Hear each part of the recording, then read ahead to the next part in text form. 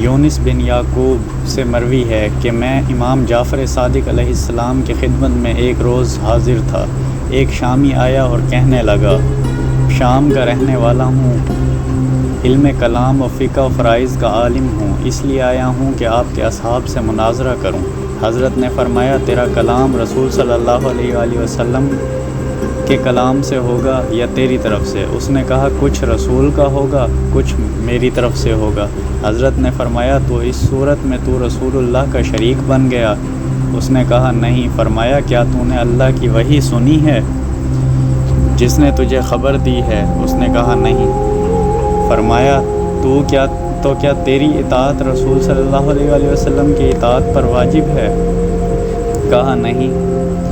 حضرت نے فرمایا کہ اگر میرے کلام کو تو نے اچھی طرح سمجھ لیا ہے تو اس سے کلام کر۔ پھر فرمایا، اے یونس، افسوس ہے اس پر کہ تو نے علم کلام کو اچھی طرح حاصل نہیں کیا۔ میں نے کہا، آپ نے چونکہ کلام سے روک دیا ہے اور فرمایا ہے کہ وائے ہو اہل کلام پر کہ وہ کہتے ہیں کہ یہاں اقفائے دلیل ہے، یہاں نہیں ہے، یہاں ظہور دلیل ہے، یہاں نہیں ہے، یہ ہماری سمجھ میں آتا ہے، یہ نہیں آتا، یعنی مجادلہ اور مقابلہ کرتے ہیں اور قرآن و احادیث سے روگردانی کر کے کچھ کا کچھ کہتے ہیں، بس ایسے کلام سے منع کیا ہے۔ پھر حضرت نے فرمایا، وائے ہو ان لوگوں پر جنہوں نے میرے قول کو ترک کیا اور دوسرے لوگوں کی باتوں کو بیان کرنے لگے۔ پھر مجھ سے فرمایا، دروازہ پر جاؤ اور دیکھو، متکلین شیعہ میں جو نظر آئے اس کو بلا لو۔ بس میں نے بلایا حمران بن عین کو، یہ علم کلام خوب جانتے تھے۔ پھر احول کو بلایا، علم کلام کے یہ بھی ماہر تھے۔ پھر ہشام ابن سالم کو بلایا، یہ بھی علم کلام سے خوب واقف تھے۔ پھر ماسر آئے، میرے نزدیک یہ ان سب سے زیادہ قابل تھے کیونکہ انہوں نے حضرت علی بن حسین علیہ السلام سے حاصل کیا تھا۔ اس کے بعد ہم سب بیٹھ گئے۔ اس زمن میں یہ بھی کہہ دوں کہ امام علیہ السلام نے قبل حج کچھ دن حرم کے پاس ایک پہاڑ کے دامن میں گزارے تھے۔ وہاں آپ کے لیے ایک چھوٹا سا خیمہ نصب کیا گیا تھا۔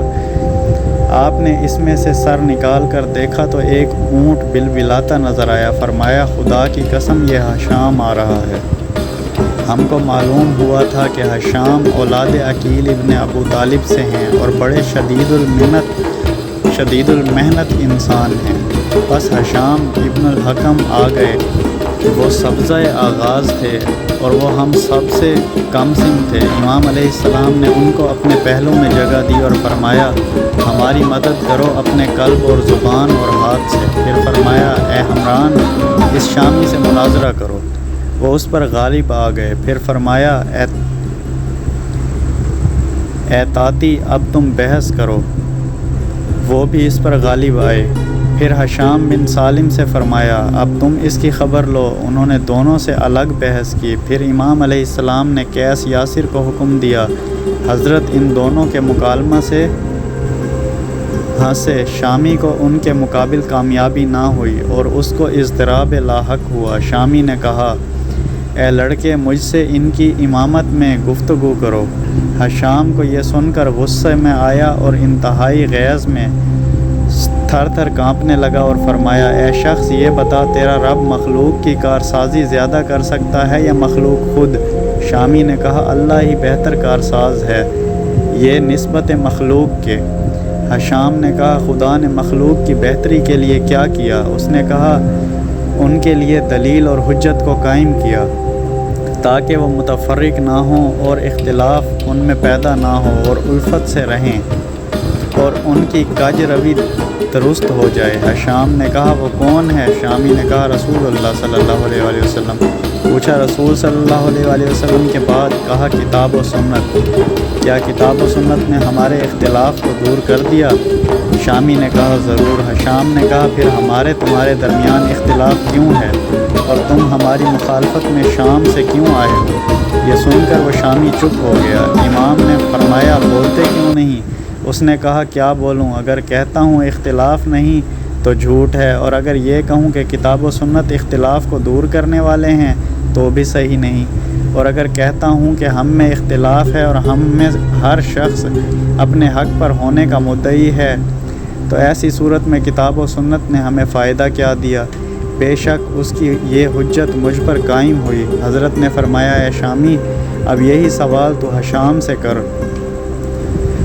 تو اس کو پورا پائے گا۔ یہ سن کر شامی نے کہا، اے حشام، یہ بتاؤ کہ خدا بندوں کا زیادہ سازگار ہے یا بندے خود اپنے؟ حشام نے کہا، ان کا رب ان کے لیے ان سے زیادہ کارساز ہے۔ شامی نے کہا، بس اس نے کوئی ایسی چیز بندوں کے لیے کی ہے جس سے وہ ایک مرکز پر جمع ہو جائیں، ان کی کجی دور ہو جائے اور ان کو اپنے حق سے آگاہی ہو۔ شام نے کہا، رسول صلی اللہ علیہ وآلہ وسلم کے وقت میں بتاؤں یا اب؟ اس نے کہا، اب کے لیے بتاؤ۔ شام نے کہا، اب حجت خدا یہ ہے جو تیرے سامنے بیٹھا ہے۔ دور دور سے لوگ آ کر انہی سے زمین و آسمان کی خبریں معلوم کرتے ہیں، یہ اپنے باپ دادا کے علوم کے وارث ہیں۔ اس نے کہا، میں یہ کیسے جانوں؟ شام نے کہا، جو تیرا دل چاہے ان سے سوال کر لے۔ شامی نے کہا، تم نے مجھے قائل کر دیا، اب مجھے سوال کرنا ہے۔ حضرت نے فرمایا، اے شامی، کیا میں تجھے تیرے سفر کے حالات بتا دوں؟ سن، یہ واقعات تجھے راہ میں پیش آئے۔ اس نے کہا، آپ علیہ السلام نے سچ فرمایا، میں اب اللہ پر اسلام لے آیا، کیونکہ اسلام قبل ایمان ہے۔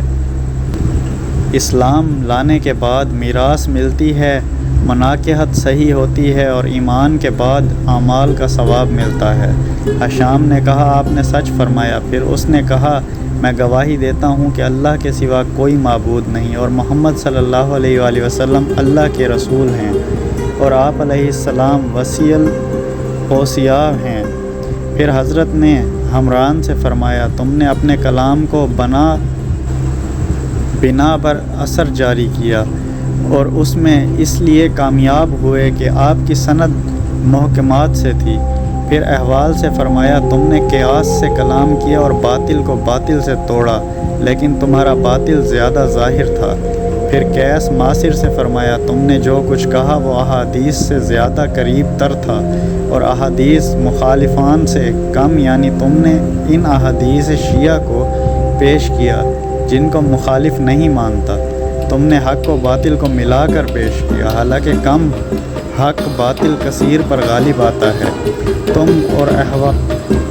احوال کو کود پھلانگ کر کنارے پر آنے والے ہو۔ یونس نے کہا، میرا گمان یہ تھا کہ حشام کے بارے میں سبھی کچھ ایسا ہی کہیں گے جیسا کہ ان دونوں کے بارے میں کہا ہے، لیکن آپ نے فرمایا، اے حشام، تم مخالفوں کے فریب میں کبھی نہ آؤ گے اور پائے ثبات میں تزلزل اور اضطراب نہ ہوگا۔ جب تم قصد بحث کرتے ہو تو زمین سے بلند ہو کر اس کے اطراف پر خوب نظر کر لیتے ہو، بس اللہ نے چاہا تو اس کے بعد ہر لغزش سے محفوظ رہو گے۔